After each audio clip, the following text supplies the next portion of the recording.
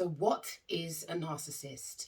This question came through my subscriber list and it baffled me because I just naturally assumed that many people who watch my channel are quite clear about what a narcissist is. However, I'm more than happy to clarify.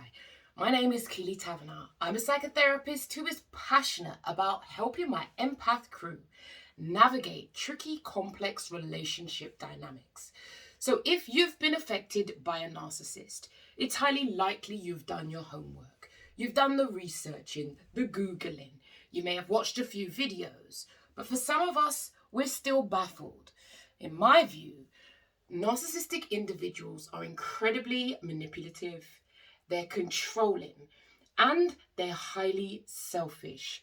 Now, what really matters the most, I personally believe, are the types of people narcissists are often drawn to. If you're highly empathic, it's also highly likely you're highly agreeable. You avoid conflict as well. These are important factors to pay attention to. For some of my empath crew, we didn't get the love we needed in our earlier years. And we are also hoping, for example, if you're in an intimate relationship with a narcissist, that we may keep trying, keep going above and beyond to convince them of our value and worth. And in this case, it's not great for our greatness. Additionally, narcissistic individuals believe they need to be pedestaled, to be held in high regard. And if you do or you challenge them, it may well be very detrimental to you. And if you're a highly empathic person who avoids conflict, that conflict can be very overwhelming. So what do? You end up saying yes, you concede for the quiet life. And in such instances, we actually pave way, unconsciously of course, for one-way difficult relationships. We can end up spoiling them. And empathic people also have the tendency to think things are our fault. Our default, our knee-jerk reaction is to assume fault. And this makes the combination with a narcissistic individual who can be manipulative, sly, cunning, and controlling particularly difficult. Then, depending on the narcissistic individual that you're dealing with, you may also get, when you challenge them, the victimhood. Yes, this is where, before you know it, they may start to cry. The tissues come out. And highly empathic people who are often passionate about assisting others, helping others, we have a desire to help. We end up feeling sorry for them. So what they end up doing is evoking those emotions within us. And what do? When we're not conscious, we go into soothing behaviors. We hold back and we pay attention to them. And over time, this is one of the ways that we end up being manipulated and controlled. Narcissists often also have a poor me psychology, that victim thinking. Nothing is ever their fault. It's always somebody else. And you'll notice how brilliant they are at convincing you of their victim status. They will not take responsibility. If they do, there's usually a caveat. So you have to learn to pay attention. If you've been the victim of a narcissistic individual, it is far from comfortable and often can be a slow process. It doesn't happen overnight. In intimate relationships, this is where we have the epic peak at the beginning and that consistent slow decline with peaks, especially for many empaths where we've got our unhealed childhood traumas. We can end up seeking their validation, wanting them to appreciate us. And in doing so, we go above and beyond to prove our worth, to demonstrate how much we love them. So in actual fact, narcissists trade often, and you may not agree, on our insecurities. And the bafflement about that may well be that you didn't feel like you were lacking in confidence. The narcissistic individual will tap into something in you. This is why you become hooked. And it's so tricky for you to get yourself out of this situation, despite all you know. The relationship functions from your unconscious patterns, things about you that you are not conscious of.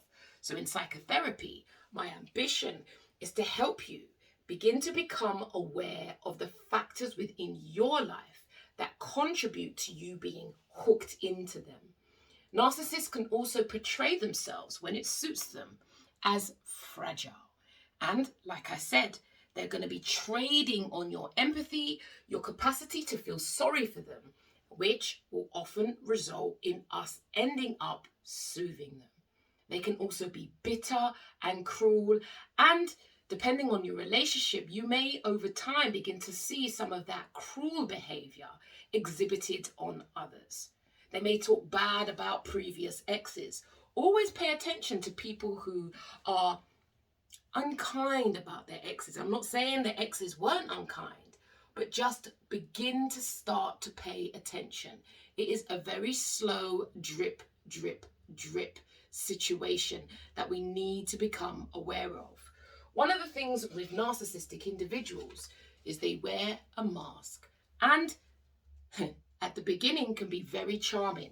Maybe it was their charm that seduced you in.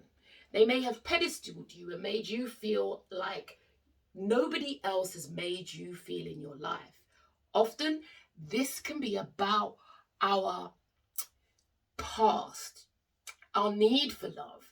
And if, for example, you grew up in a home where emotional availability was not something that was available to you, you have to be mindful, because an intimate relationship, you may be looking to overcompensate. And this is one of the ways that we can become very vulnerable. If you're someone who's had a narcissistic parent, that is another dynamic altogether. And I have a book here by Caroline Foster called Narcissistic Mothers that I highly recommend for people. She does a raft of books about narcissistic fathers as well. That is a lovely opportunity for you to begin to understand the deeper psychological impact of you having a highly selfish, self-absorbed parent. One of the things that can happen to the children of narcissistic parents is we learn to cut off from our emotions because we are so focused on them and their high emotional drain upon us. So the child learns to cut off, the child learns to soothe. And the reality is, often if we've had a narcissistic parent, it prepares us well to be in intimate relationship with narcissists. In fact, we may well have highly selfish friends. We may end up in jobs where we overexert ourselves as well because we feel insecure. So we're always going above and beyond. And over time, that will become particularly draining for you. Narcissistic people need you to love, adore, and worship them. And when you don't, there will be challenges. So they wear the mask. And when that mask begins to slip and you begin to see them for who they truly are, be warned, be careful, because there's a whole raft of manipulation tactics that will also follow suit, from disregarding you, sometimes spreading rumors and gossiping about you. But we also know that manipulation tactics include things like gaslighting. Gaslighting for me is always about that song from Shaggy, It Wasn't Me. So you're kissing on the counter, wasn't me. So they always flip things. And because highly empathic people who have our unhealed childhood traumas will, as a default, our knee-jerk reaction is to assume fault. Therefore, we take our eye off the issue and end up turning in on ourselves. And if you have a highly harsh inner critic, you'll start to condemn yourself. All of which is wonderful for narcissistic individuals because it takes your eye off of their behavior. If you are battling in a one-way relationship where you've given your all and it's just not working, and you've got to the point where the researching is not giving you the healing and transformation you need for your life, my encouragement to you is click the links below. Consider signing up for my course, Navigate Narcissism Now, We're a community of empathic people supporting each other to not only understand what we've been through, but to learn and heal and transform our lives. How do we do that? Because we take back our energy and repurpose the energy into what we can change. Many people asked me, Key, will the narcissist person change? Well, the reality is, the question I always ask back, why do you want to know the answer to that question? What is that about for you?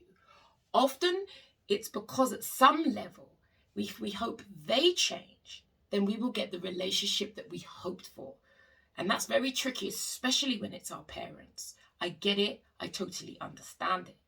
But living in hope, never to arrive, results in hopeless hope, which will disempower you, which will sabotage your life. Better, in my view, to retake back that energy, accept people as they are, and learn to focus your time, your energy, your money, your ideas that need to come to fruition. There's dreams and ambitions within you that have been laid dormant. What are your hopes for your future?